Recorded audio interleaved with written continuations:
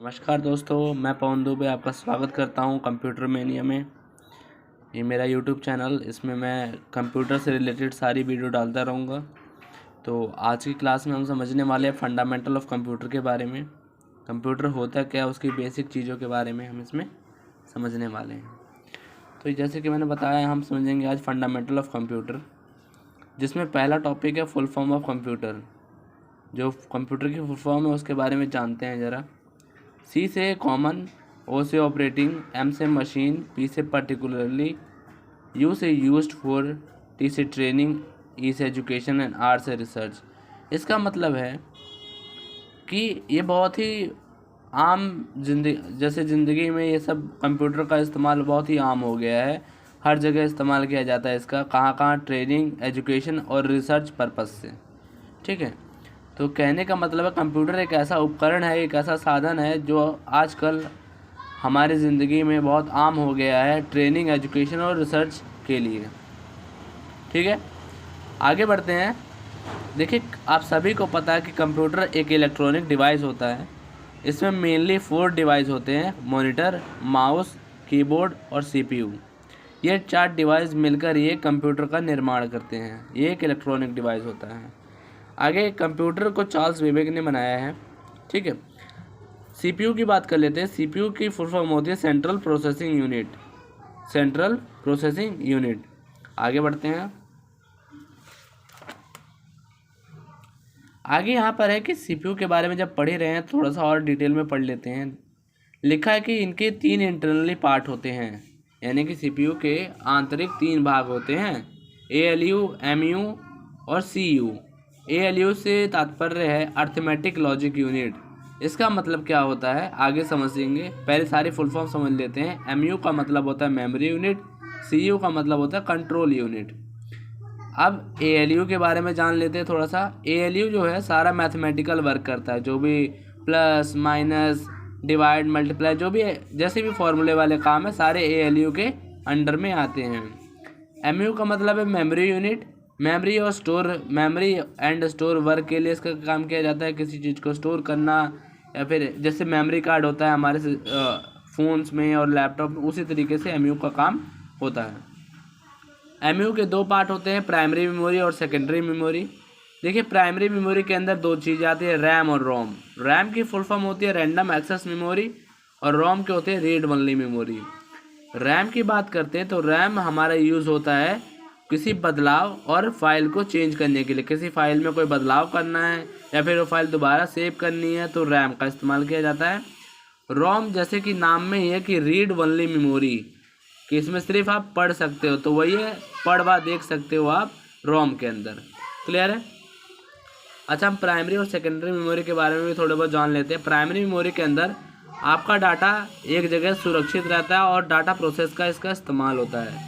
कहने का मतलब है, अगर मैं सिंपल भाषा में कहूँ तो आपके अपने डाटा को अगर स्टोर करने के लिए तो सेकेंडरी मेमोरी होती है। एक बात और ये जान लीजिए कि प्राइमरी मेमोरी जो होती है उससे क्या होता है, वो जो होता है आपके सिस्टम, जैसे मान लीजिए प्राइमरी मेमोरी के अंदर रैम आता है, तो जितना ज़्यादा रैम रहेगा ना, जितना ज़्यादा अच्छा प्राइमरी मेमोरी रहेगा, उतना ही ज़्यादा अच्छा आपका सिस्टम चलेगा, ऑपरेट होगा। क्लियर है? आगे बढ़ते हैं। हाँ, आगे सेकेंडरी मेमोरी के बारे में। सेकेंडरी मेमोरी बेसिकली वो चीज़ होती है जिसमें आप अपना डाटा स्टोर करते हो, जैसे फ्लॉपी डिस्क। ये बहुत पुरानी हो चुकी है, पुराने ज़माने में चलती थी, अब नहीं चलती है। सीडी, आपको पता ही है सीडी क्या होता है। हार्ड डिस्क, एसडी और डीवीडी। एसडी सिंपली वो मेमोरी होती है जो हम फ़ोन में इस्तेमाल करते हैं।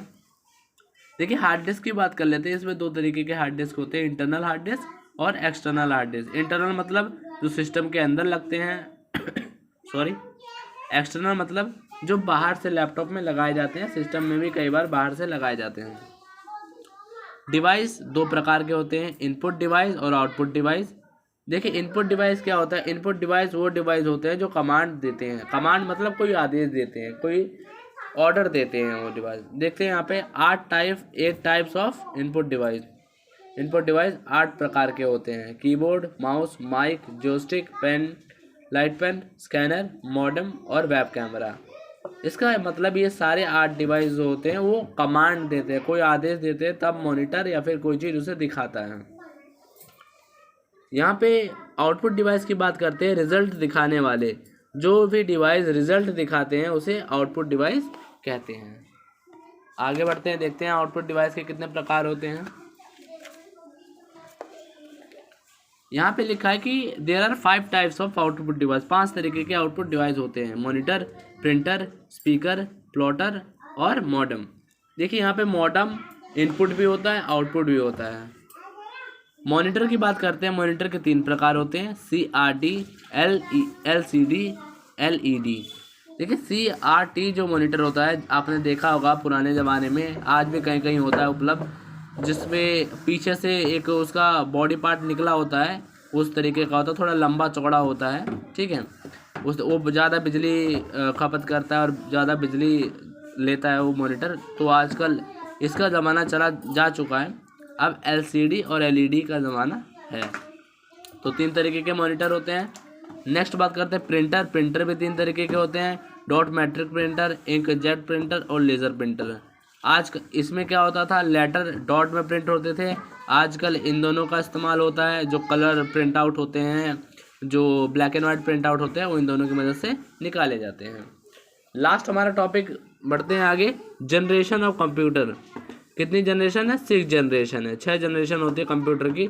फर्स्ट जनरेशन जो हुई थी 1946 से 1954 के बीच, और इसमें वैक्यूम ट्यूब का इस्तेमाल किया गया था।